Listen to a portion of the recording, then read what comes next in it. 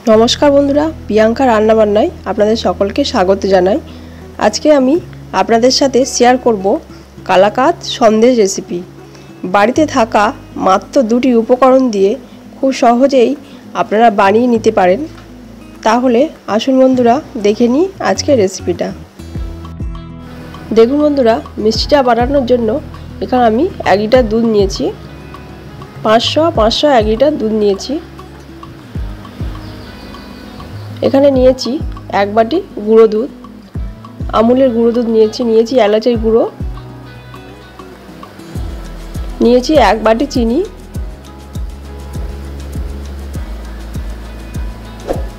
एखाने একটা বাটি নিয়েছি। বাটির মধ্যে আমি এখন দিয়ে দেব একটু জল, দিয়ে দেব 2 চামচ ভিনিগার। এখানে আমি ভিনিগার দিয়ে ছানাটা কাটাচ্ছি। আপনারা চাইলে লেবু রস দিয়ে কাটাতে পারেন।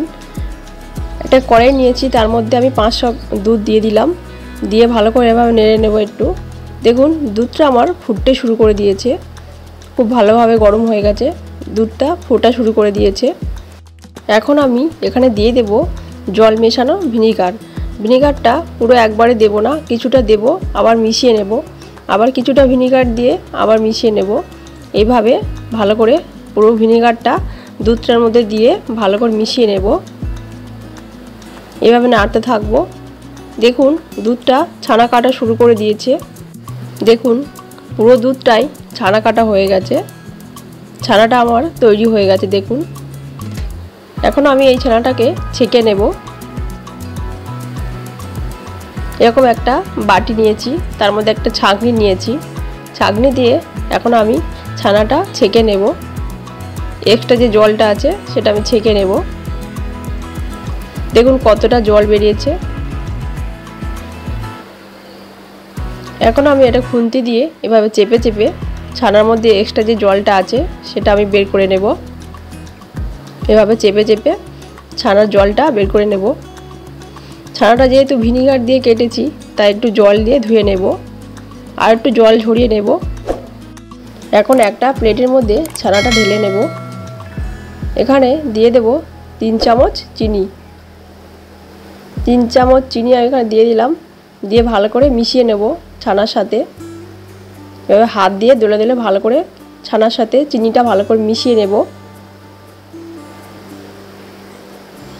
এখানে কড়াইতে বাকি 500 দুধ আমি নিয়ে নিয়েছি। দুধটা এভাবে ভালো করে নেড়ে চেড়ে নেব। দেখুন দুধটা ফুটতে শুরু করে দিয়েছে। এখন আমি দিয়ে দেব আমুলের গুঁড়ো দুধ। দুধটা একেবারে পুরো দেব না, কিছুটা দুধ দিয়ে ভালো করে মিশিয়ে নেব এভাবে, যাতে কোনো ডলা না পাকায়। পুরো দুধটা দিয়ে দিলাম। পুরো দুধটা দিয়ে ভালো করে এভাবে মিশিয়ে নেব। দেখুন গুঁড়ো দুধটা দিয়ে খুব ভালোভাবে মিশিয়ে নিয়েছি। এখন দিয়ে দেব চিনি। 1 বাটি চিনি দিলাম। চিনিটা দিয়ে ভালো করে এভাবে গলিয়ে নেব চিনিটা। নেড়ে চেড়ে ভালো করে চিনিটা গলিয়ে নিলাম। দেখুন দুধটা অনেকটা গাঢ় হয়ে এসছে। এভাবে নাড়তে নাড়তে দুধটাকে আমি আর একটু গাঢ় করে নেব। এই সময় গ্যাসের ফ্লেমটাকে লো ফ্লেমে রাখার চেষ্টা করবেন, না হলে নিচে লেগে যাওয়ার সম্ভাবনা থাকে। এখন আমি দিয়ে দেব ছানা, যেটা আমি চিনি দিয়ে মেখে রেখেছিলাম। ছানাটা দিয়ে দিলাম। ছানাটা দিয়ে খুব ভালোভাবে মিশিয়ে নেব। এভাবে নেড়ে চেড়ে আরও একটু ভালো করে ঘন করে নেব। দেখুন অনেকটা ঘন হয়ে গেছে দুধটা। এই সময় গ্যাসের ফ্লেমটাকে লোতে রাখবো। এভাবে ভালো করে মিশিয়ে নেব। দেখুন বন্ধুরা এখানে আমি একটা এরকম কন্টেনার নিয়েছি। এবার এর মধ্যে আমি তেল ব্রাশ করে নেব। সাদা তেল দিয়ে ভালো করে ব্রাশ করে নেব কন্টেনারের চারিদিকে। এখানে আমি একটা বাটার পেপার নিয়েছি। বাটার পেপারটা কন্টেনারের মধ্যে চারিদিকে ভালোভাবে লাগিয়ে নেব। এভাবে চেপে চেপে কন্টেনারের মধ্যে লাগিয়ে নেব। এর মধ্যে আমি তেল দিয়ে ব্রাশ করে নেব। সাদা তেল দিয়ে ভালো করে চারিদিকে ব্রাশ করে নিয়েছি। এখন আমি সন্দেশ মাখাটা দিয়ে দিলাম। এর মধ্যে যে ক্ষীরটা আমি বানিয়েছি সেটা আমি কন্টেনারের মধ্যে ভরে নেব। এবার চামচ দিয়ে চারিদিকে সমান করে কন্টেনারের মধ্যে সন্দেশের মাখাটা নিয়ে নিলাম। এভাবে একটু হাত দিয়ে চেপে চেপে ভালো করে সেট করে নেব। খুন্তি দিয়ে চারিদিকে সমান করে দেব। এরকম একটা খুন্তি দিয়ে ভালো করে চারিদিকে সমান করে দেব। দেখুন এটা আমার রেডি হয়ে গেছে। এখন আমি এটাকে ঠান্ডা করে নেব। রুম টেম্পারেচারে এলে তারপরে আমি ফ্রিজে রাখবো। এখানে নিয়েছি কিছুটা আমন্ড বাদাম নিয়েছি। আমন্ডগুলোকে এভাবে কেটে নেব। দেখুন 6 ঘন্টা পরে ফিরে এলাম। ফ্রিজ থেকে আমি কন্টেনারটা বের করে নিয়েছি। দেখুন কতটা ভালো সেট হয়েছে। দেখুন কতটা ভালো সেট হয়ে গেছে। 6 ঘন্টা রেখেছিলাম ফ্রিজে। এখন আমি আপনাদের সামনে এটা আমি কেটে দেখাচ্ছি। এরকম একটা ছুরি নিয়েছি। ছুরি দিয়ে আমি লম্বা বরাবর কেটে নেব। সন্দেশের আকারে কেটে নেব।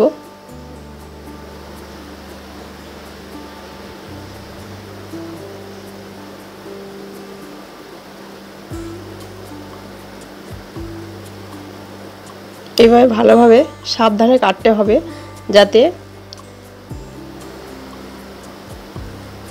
ধীরে ধীরে এভাবে কাটতে হবে। দেখুন সবগুলো সন্দেশের পিস আমি একটা প্লেটের মধ্যে নিয়ে নিয়েছি। এখন আমি যে বাদামগুলো কেটে রেখেছিলাম সেই বাদামগুলো দিয়ে দেব। সন্দেশের উপর অল্প অল্প করে বাদামের টুকরোগুলো দিয়ে দিলাম। দেখুন বন্ধুরা কত সহজেই বাড়িতে তৈরি হয়ে গেল কালাকাঁদ সন্দেশ। সামনেই আসছে দীপাবলি। এই দীপাবলিতে আপনারা বাড়িতে এইভাবে বানিয়ে মিষ্টিমুখ করবেন। রেসিপিটা কেমন লাগলো কমেন্ট করে আমাকে অবশ্যই জানাবেন। এরকম নিত্য নতুন রেসিপি পেতে চ্যানেলটা অবশ্যই সাবস্ক্রাইব করবেন। পাশে থাকা বেল আইকনটি অল করে রাখবেন। ফিরে আসছি নতুন একটি রেসিপি নিয়ে। আপনারা সবাই ভালো থাকবেন, সুস্থ থাকবেন। ধন্যবাদ।